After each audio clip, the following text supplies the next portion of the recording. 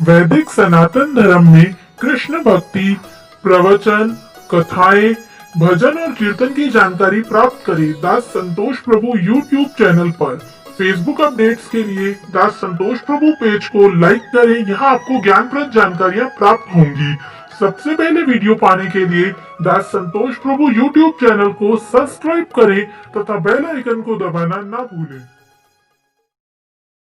सेवा ऐसी चीज है, आपको राजा बना सकता है।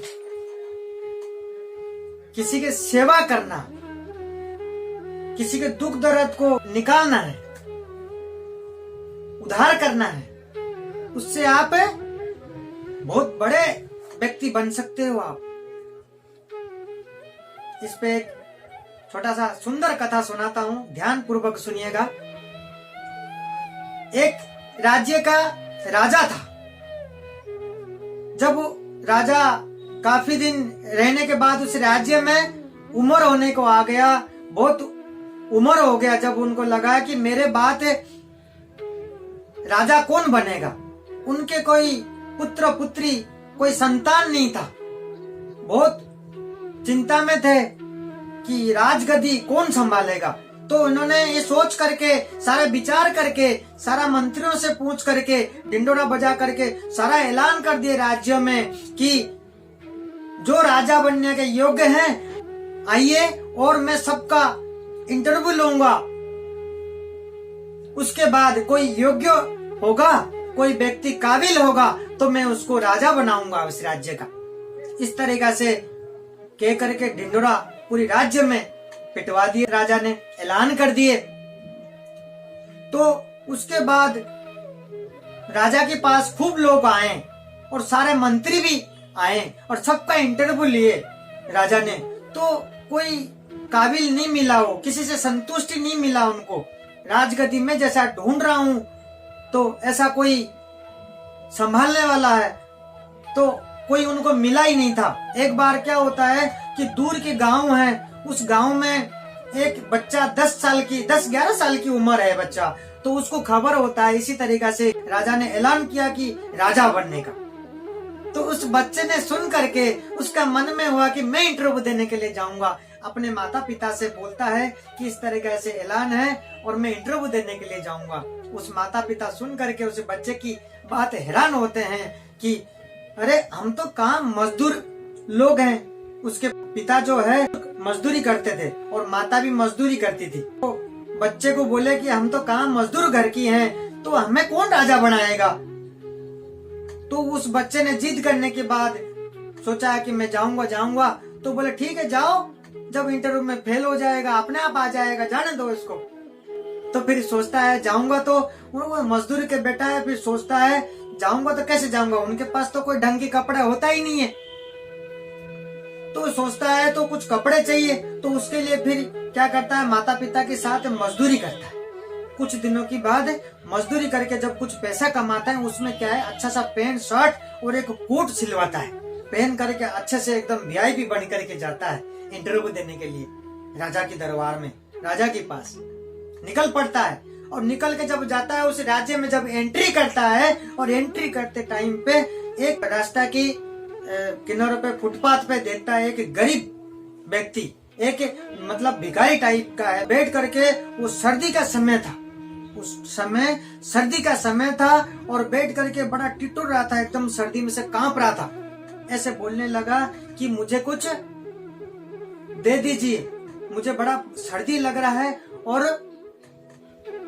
बड़ा मैं परेशान हूँ। तो बच्चा बड़ा दया आया कि क्या करूं, और वो सोचा कि इस तरीका से ये कांप रहा है सर्दी में और मैं मेरी ये कोट उतार के दे देता हूँ। और बड़ी मैंने मेहनत करके, मजदूरी करके, पैसा इकट्ठा करके मैंने सिलवाया, इंटरव्यू के लिए जा रहा हूँ, तो ये उतार करके देता हूँ। तो मैं इसी भेष में जाऊंगा तो राजा ने रिजेक्ट कर देंगे मुझे, तो मैं राजा भी नहीं बन पाऊंगा। तो जब दया भाव आता है उस भिखारी के प्रति, तो सोचता है तो क्या करूं, राजा ही तो नहीं बन पाऊंगा, कोई बात नहीं, कम से कम इसका ये जो दरिद्रता और सर्दी में जो कांप रहा है, कम से कम इसके सर्दी तो मिटेगी। ये सोच करके वो क्या करता, उस बच्चा ने अपने जो कोट सिलवा के पहना था उस कोट को उतार करके उसको पहना लेता है, उसको ढक देता है और ढक करके सोचता है चलो जो होगा होगा, ये सोच करके भी चल पड़ता है आगे जा करके राज दरबार में पहुंचता है। और पहुंच करके जब कहता है मैं इंटरव्यू के लिए आया हूं, और सभी ने उनको बैठाते हैं कि बैठो, अभी राजा साहब आएंगे, अभी है ही नहीं, अभी आने वाले हैं, इंतजार करवाते हैं। और वो इंतजार करके बैठता है। राजा जब आते हैं और वो बच्चा जब देखता है राजा को, राजा की तरफ देखता है और देख करके हैरान होता है, दंग रह जाता है कि ये क्या देख रहा हूं मैं। क्या देखा कि जिस भिखारी को रास्ते में उसने कोट पहनाया था वही भिखारी वही राजा है, वही भिखारी वो राजा ही था।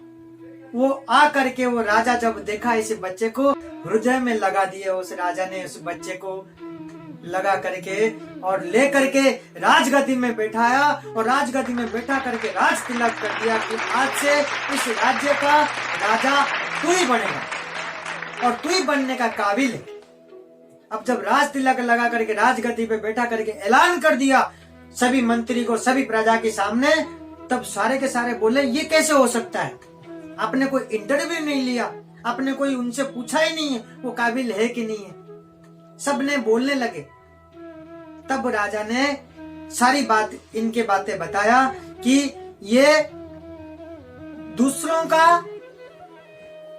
दुख देखता है, दुख दर्द जानता भी है और दुख देखने के साथ साथ हाथ बढ़ाता भी है। एक तो क्या होता है कि कोई दुख में है, किसी की जरूरत है, एक तो क्या होता है देख करके दुख प्रकट करना और प्रकट करने के साथ साथ हाथ बढ़ा करके उसको साथ दे करके उससे उद्धार करना। बोले दुख भी जानता है और उससे उद्धार करना भी, हाथ बढ़ाना भी जानता है, तो उसमें ये काबिल है। राजा की काम क्या है, प्रजा के जो भी राज्य के लोग हैं उनके दुख दर्द का, उनके समस्या निवारण करना और सारा उनके समस्या को सुलझाना। तो वही तो होता है, जो सेवक होता है वही राजा होता है। तो बोले ये दोनों गुण इसमें ही है। तो आज से इस राज्य का राजा यही है। लीडर वही होता है जो सबको लेकर के चलता है और सबका दुख दर्द निवारण करता है, सबका समस्या हल करता है, सबका सहायता करता है। तो वही लीडर होता है, वही राज्य का राजा होता है। एक राजा के काम वही है। तो इसमें जब हम किसी के सहायता करते हैं, किसी के सेवा करते हैं, हम हमारे परिवार के हाल निवारण करते हैं, माता पिता की हम सेवा करते हैं, तभी हम बड़ा होते हैं। भगवान है तभी हमें बड़ा बनाते हैं, भगवान हमारी सहायता भी करते हैं। हम किसी के सहायता करते हैं तो हमारी सहायता भगवान करता है, हमारी सहायता भगवान करते हैं। तो इसी तरीका से एक सेवा करके एक सेवक से हम बड़ा बन सकते हैं। सभी के हम दुख दर्द को समझना चाहिए और समझने के साथ साथ उसको हल भी करना चाहिए। तो ये बहुत बड़ी बात है जीवन में, ये हमारे को सभी को ध्यान रखना चाहिए, एक बड़ा बनने का और आगे बढ़ने का। तो जीवन में एक ये बहुत बढ़िया आपके लिए एक जीवन में रास्ता है। सभी को इस पे सोचना चाहिए, विचार करना।